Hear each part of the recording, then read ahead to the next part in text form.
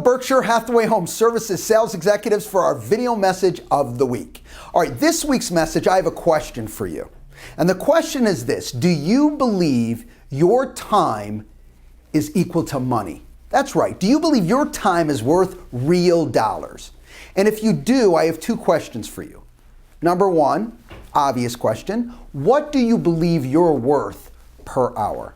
And two, do the activities that you do on a daily basis support that same belief?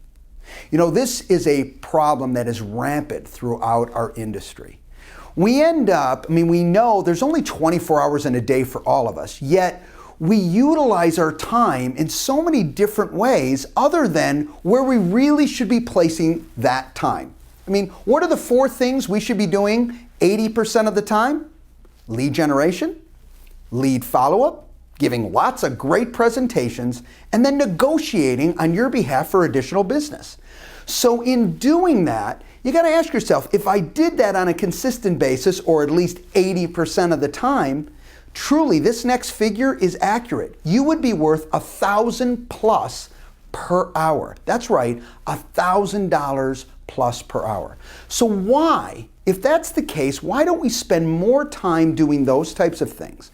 Well, that's a message that I wanted to talk to you about today.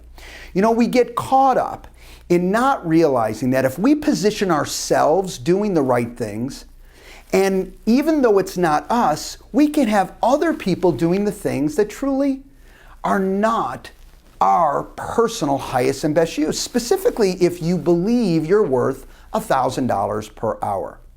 So why don't we have other people doing these things all the time? I know sometimes we do, but even the people who have a full-time assistant, many times you'll look back on what you do versus what they do, and you're still doing a lot of activities that should not be done by you personally.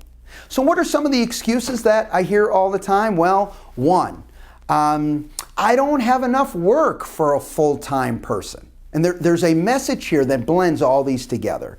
I can't afford it. I just can't afford to hire somebody. So I end up doing this work myself. You know what? No one can do it as good as I can do it. I got to tell you something. I do it. I know it's going to be done right the first time. And I'll tell you, it's too hard to find somebody that's really good. It's hard to find a great person. First of all those excuses are valid, okay? They have a reality to them. But guess why they're valid? Because your mindset is focused on the expense and the not making it, instead of switching your mindset to growth and revenue and knowing, wait a minute, if I truly commit to the things I should be doing, all those excuses, all those issues will go away. Our problem is our own thought process. Of course you can afford it if you're doing the right things you need to do. Of course you can find the right person if we really take the time and we interview and we take it seriously, and we don't hire the first person that we interview. We do our homework on an ongoing basis. Of course you have enough work for somebody, tons of work. If you're doing the right activities on an ongoing basis, you will build that work. You will have more work for those individuals. Do you see, when you're focused on growth and revenue, this idea of, you know what, I am worth $1,000 an hour. And what Mark is saying is I've got to continually do the activities that support it. And if I believe I'm worth it, and I truly commit to those activities, I can afford to hire other people to handle the things that I absolutely should not be doing on a day-to-day basis.